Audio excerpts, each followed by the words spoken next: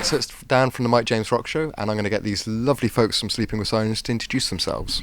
I'm Nick. And I'm Kellin, and I sing in Sleeping with Sirens. And I play guitar and yell. So you guys are on your second UK date as far as I can tell. We are, aren't we? We are. And very much at the start of the new album tour as well. Yes. So you guys are like right in the place where you're finding out how the tracks that you have just released are going down, because it's only been out, like a little over a month now? That's true, yeah. I mean, I think they're all going over really, really well so far. I mean, we've only had, we played 4 or 5 new songs, like, kind of collectively over the last few tours, so this is definitely the first tour where we're playing a majority of the new record. But, I mean, so far, so good.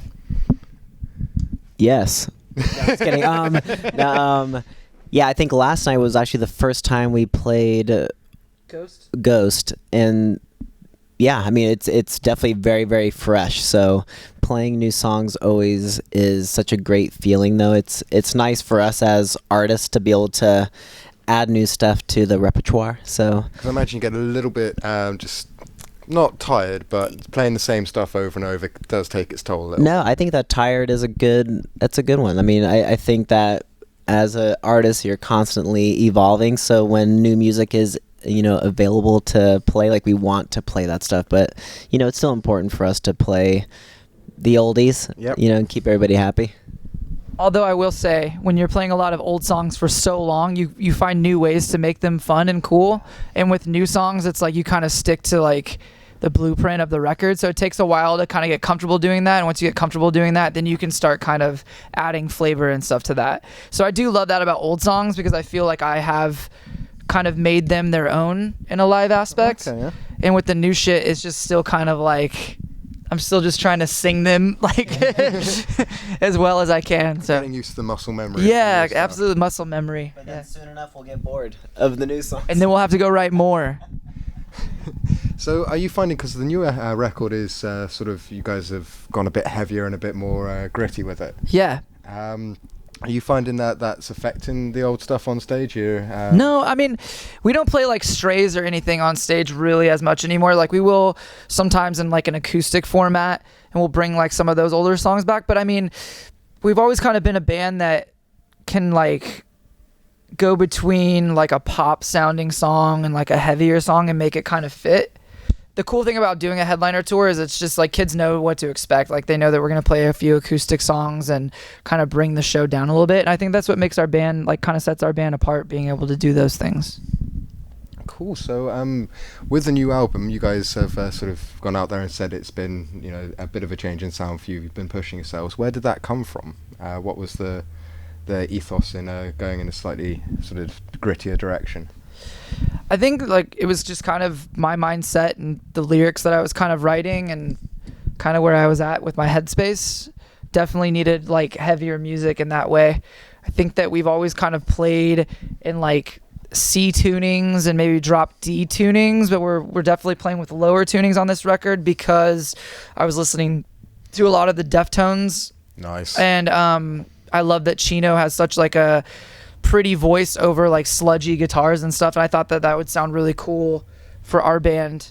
And we're having a blast playing like heavier stuff. I think that it's still, I mean, it's heavy for sure, but it's still us, so I think it works. Yeah.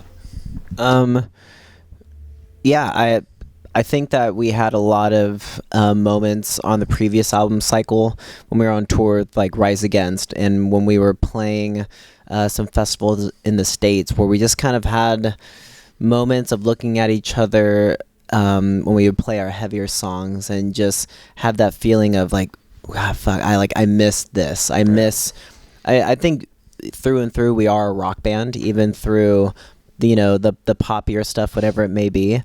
But I think it was important for us to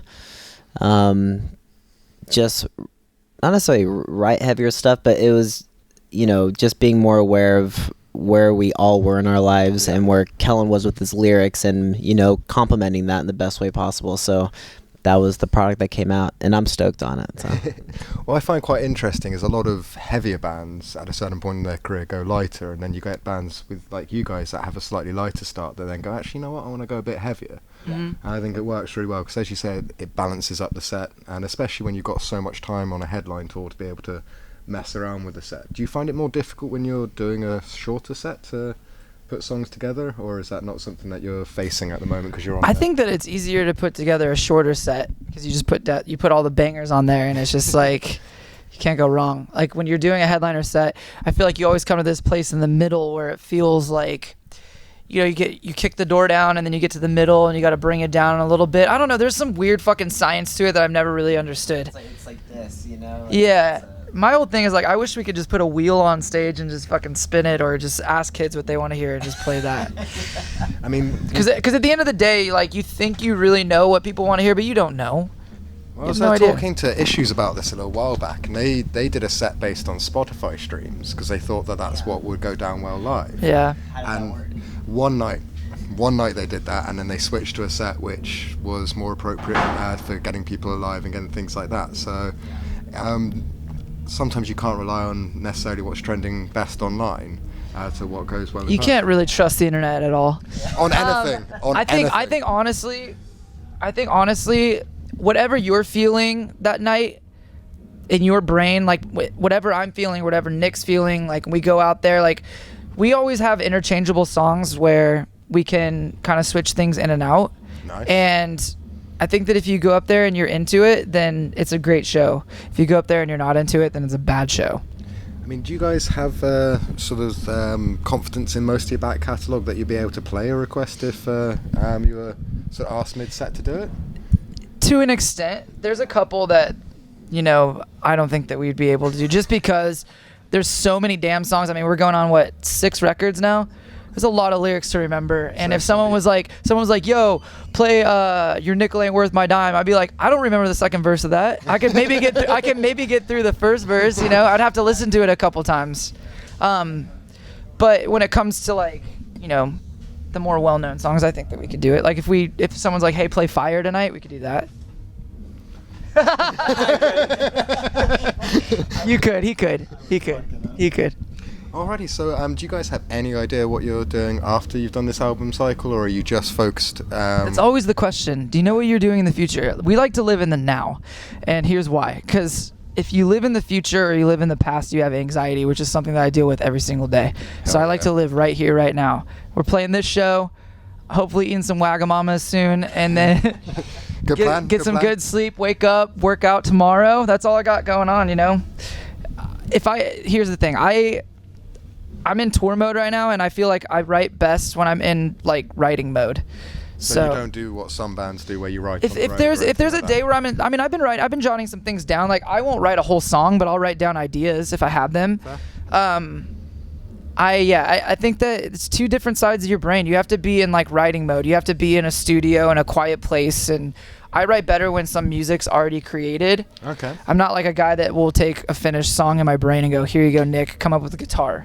I need to get put into like a mindset for it. So you almost demo for your vocals. You got a demo through. Yeah, for sure. I mean, Jack will send me some riffs, and sometimes there will be some things that work. Nick will send me stuff, and sometimes there'll be things that work. But I think our band works really well when we sit down in a room, and our sound engineer just puts a click track on. We find the speed or the tempo of the song, and Jack starts riffing things, and I go, that's sick, let's build off that. That's cool. So basically almost like a jam session, which you then build on. Pretty much, yeah. Songs. It is. Yeah. And we'll come up with like a hook, and then we'll kind of start putting pieces here or there, you know, and sometimes it'll happen in one day, sometimes we'll put it aside and come back to it. But that's the good thing about having, I mean, these kids coming up with these songs nowadays, these producers like Zach Cervini, he's a fucking wizard in there, dude. That guy will go and do a Fever 333 song and then 2 hours later be working on a 5 Sauce song, dude. It's crazy how he does it, so we're lucky. Alrighty, well, I understand that I'm not the last interview you have today, so I'm going to wrap this one up relatively quickly. Thank you for having us. So you can go get the Wagamamas, because that's clearly a good move. I actually had Wagamamas earlier, but I'm down to go get it again, or Nando's. Yeah. Last night on stage, I'll say weird shit on stage. And last night I was like, I went to TGI Fridays tonight and I had chicken wings. And someone went, woo. It was like one kid, woo. And I go, funny thing about chicken wings, I'm working out again. Just did a 4-mile run today. One other kid went, woo. I was like, because on the last tour I ate nothing but chicken wings and it was kind of a bad diet. So I thought that I'd kick it off tonight by just continuing the bad habit of eating chicken wings. Woo.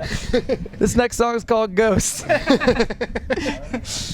I think that's better than saying the same thing every night. Yeah, so yeah. You're good. Anyway, honestly, it's been a lovely chance to catch back up with you guys. Thanks for having on us. The tour cycle. We've been playing it out, so... Hopefully we do Slam Dunk again soon. It was a lot of fun. I would We're really ready like for that. festival season.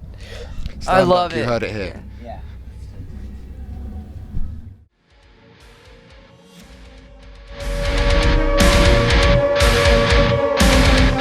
Welcome to the My James Rock Show.